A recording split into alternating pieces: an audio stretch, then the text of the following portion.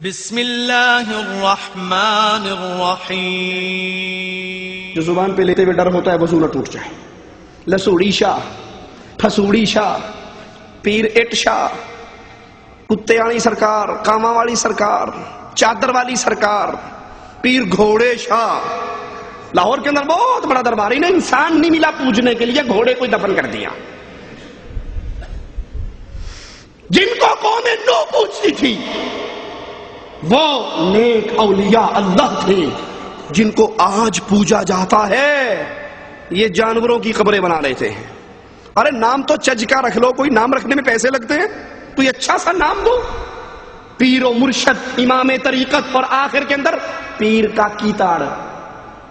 پاکستان کے اندر بہت بڑا پیر ہے، زندہ ہے، اس کا نام لقب ہے پیر کا کیتاڑ۔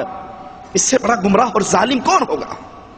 وہ نیک کو پوجا کرتے تھے، آج بدکاروں کی عبادت ہوتی ہے، بدکاروں کی پوجا ہوتی ہے۔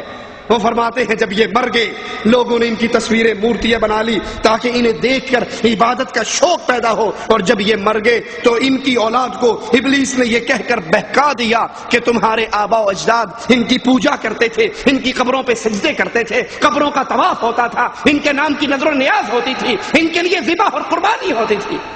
آج بھی کسی کو دعوت دی جائے توحید کی، وہ جواب میں یہی نہیں کہتا جی مولوی صاحب ساری گلاں ٹھیک نے، میں جب پاکستان گیا میں نے وہاں جا کر کہا ابا جان کو، ابا جان یہ 11ویں حرام ہے، یہ بابا کی چادر حرام ہے، یہ عرس، یہ سب چیزیں شریعت سے خارج ہیں۔ تو اس نے کہا تجھے پتا ہے یا تیرے دادا ابو کو پتا تھا؟ یہ تو ہمارے خاندان میں 7 نسلوں سے چل رہی ہے۔ یہی حصہ شیطان نے قوم نوح میں ڈالا تھا کہ اے پنجتن پاک کی قبروں کو بھول جانے والو، ان کو تمہارے آبا و اجداد پوجا کرتے تھے، اور آج ان کو آبا و اجداد کے لیبل کے تحت پوجا جاتا ہے۔ اکرمہ کا قول ہے کہ آدم اور نوح علیہ السلام کے درمیان 10 صدیوں کا طویل عرصہ تھا، اور اس طویل عرصے کے اندر تمام لوگ دین ابراہیم، دین اسلام پر زندہ تھے، اسلام پر تھے، ایمان پر تھے، توحید پر تھے، شرک ان کے اندر موجود نہیں تھا۔ آدم سے لے کر نوح تک تمام کے تمام اللہ کے دین پر تھے، اسلام پر تھے۔ پھر ان بزرگوں کے معاملے میں غلو کا راستہ کھلا۔ دیکھو شرک کیسے داخل ہوا۔ آدم سے لے کر نوح علیہ السلام تک 10 صدیوں میں سارے لوگ مومن تھے، مواحد تھے، دین اسلام پر تھے۔ پھر قوم نوح کے پنجتن پاک کے بارے میں غلو کا دروازہ کھلا، اور یہاں سے شرک کا آغاز ہوا۔ رسول اللہ صلی اللہ علیہ وسلم فرماتے ہیں اس عرب میں شرک کا سلسلہ چلانے والا عمر بن ربیعہ تھا، اس نے سب سے پہلے بتوں کی پوجا اور شرک کا یہ دروازہ کھولا۔ اللہ کے نبی علیہ الصلوۃ والسلام فرماتے ہیں اس سے پہلے تمام عرب قبائل دین ابراہیم پر قائم تھے۔ بخاری و مسلم میں ہے، رسول اللہ صلی اللہ علیہ وسلم فرماتے ہیں میں نے عمر کو جہنم میں دیکھا۔ شرک کرنے والا کہاں ہوتا ہے؟ شرک کرنے والا کہاں ہوتا ہے؟ یا غوث المدد کے نعرے لگانے والا کہاں ہوتا ہے؟ قبروں کا طواف، قبروں پہ سجدے، قبروں پہ نظر، قبروں پہ نیاز۔ بھلے وہ روزے رکھے، بھلے وہ روزے رکھے، بھلے وہ رمضان کے مہینے میں 27ویں رات کو مرے، بھلے وہ ایک دن میں 5 مرتبہ قرآن ختم کرے رمضان میں، بھلے وہ ایک ٹانگ پہ کھڑا ہو کر 40 سال کا عبادت کا چلہ کاٹے، جو مرضی عمل کر لے، جو شرک کرتا ہے اس کا ٹھکانہ جہنم کا گڑھا ہے۔ اور جو شرک کرتا ہے اگر وہ رمضان میں ہے، حالت سیام میں ہے، تراویح میں ہے، لعن اللہ من ذبح لغیر اللہ، تو اس مہینے کے باوجود شرک کرنے والے پر اللہ کی لعنت برستی۔ نبی فرماتے ہیں میں نے عمر کو دیکھا، وہ جہنم میں جل رہا تھا، اس کی آنتیں، اس کی انتڑیاں باہر نکلی ہوئی تھی، اور ان کو وہ زمین پہ گھسیٹتا ہوا پھر رہا تھا۔ آج بھی پہلے شرک کا یہی حال ہے۔ بزرگوں کی قبروں پر قبے ہیں، بزرگوں کی قبروں پر عمارتیں ہیں۔ پہلے صرف قبر بنائی جاتی ہے۔ ہمارے اپنے گاؤں میں پیر صادق کا دربار ہے۔ سب سے پہلے وہ مرا، ایک آدمی نے 10 مرلے کا پلاٹ وہاں پہ یہ فیکٹری کھولی، یوں بکتا تو 1 2 لاکھ کا بکتا۔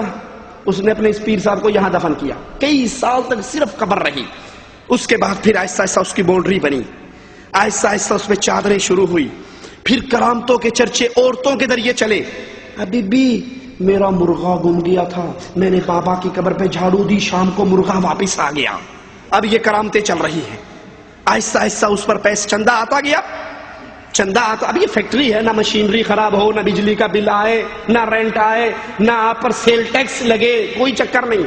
جو گزرے گا جھک کر کچھ دے کر جائے گا، بھلے اس میں کچھ بھی مرا ہوا دفن نہ ہو، یا لاہور کی طرح گھوڑے شاہی دفن ہو. پھر اس کے قبے بنے. یہ آغاز ہے شرک، ایسے چلتا ہے. اس دور کے مشرکوں کا بھی حال یہی ہے. پہلے قبر تھی، پھر چار دیواری ہوئی، پھر سبز چادر معمولی سی فلیٹ کے کپڑے کی. پھر اس کے بعد جب قبہ بن گیا تو پھر ریشم کی چادریں شروع ہو گئی، پھر اس کا عرش شروع ہو گیا. پھر وہاں پر لوگ آ کر اپنی حاجات منوانے کے لیے سوال کرنے لگے. ساڈی سندا نہیں، تہاڈی موڑدا نہیں، ساڈی تہاڈے اگے، تہاڈی اودے اگے ڈائریکٹ رابطے نے، ساڈی نہیں سندا. اس سے بڑا ظالم کوئی اور ہوگا جو اللہ پر اتنی بڑی تہمت لگائے؟ اللہ تو نبی کے موجودگی میں، نبی کے مانگنے سے پہلے ایک چیونٹی نے مانگ لیا تھا، عرش والے نے اس کی سن لی تھی، اور نبی نے کہا تھا ارجعوا، واپس چلو، گھروں کو چلیں. کہا اللہ کے نبی دعا تو مانگ لو. کہا نبی سے پہلے ایک چیونٹی مانگ چکی ہے، اور چیونٹی کی قبول کر کے رب نے سب کو پلا دیا. اس پہ اتنی بڑی تہمت. جب قبے بن جاتے ہیں پھر وہاں پر دعائیں شروع ہو جاتی ہیں. اور پھر سب سے خطرناک شرک کہ ان قبر والوں کو پکارا جاتا ہے، ان مردوں کو اپنی حاجت روائی اور مشکل کشائی کے لیے آوازیں دی جاتی ہیں، ان سے سوال کیا جاتا ہے، ان سے مدد مانگی جاتی ہے.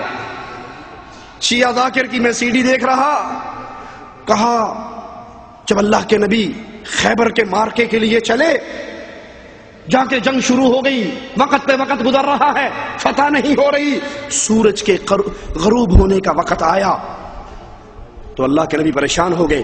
سجدے میں مصلی بچھایا، 2 رکعتیں پڑھی، اللہ سے باتیں شروع کر دی کہ میں نہیں کہتا تھا اس کو ساتھ لے کر آؤں، اشارہ حضرت علی کی طرف، میں نہیں کہتا تھا اس کو ساتھ لے کر آؤں، تو نے کہا تھا مدینے میں چھوڑ کے جا. اب اس کو چھوڑ آیا ہوں، یہودیوں کو چھیڑ بیٹھا ہوں، اب کیا کروں؟ لا حول ولا قوت الا باللہ. کہا اتنا کہنا تھا، آسمان سے علی نازل ہوئے. عیسیٰ نازل ہوں گے تو فرشتوں کے پروں پہ ہاتھ رکھے. کہا علی نازل ہوئے بغیر فرشتے کے. پتہ نہیں کون سی ایئر لائن تھی ان کے پاس اس وقت، 1 منٹ میں فلائٹ ماری اور وہاں لینڈ بھی ہو گئے. کہا علی نازل ہوئے، سورج غروب ہو رہا تھا. علی کو اللہ کے نبی نے کہا علی تجھے چھوڑ آیا تھا، ان کو چھیڑ بیٹھا تھا، ہن آپ پہ نہیں بڑھ. علی گئے خیبر کے دروازے کے سامنے. وہ ذاکر کہتا ہے 600 من. کتنے من؟ 600 من وزنی دروازہ. علی نے اپنے ناخن کے کنارے پہ اٹھایا اور فضا میں اچھالا. کہتا اس وقت کا اچھالا وہ آج تک واپس نہیں آیا.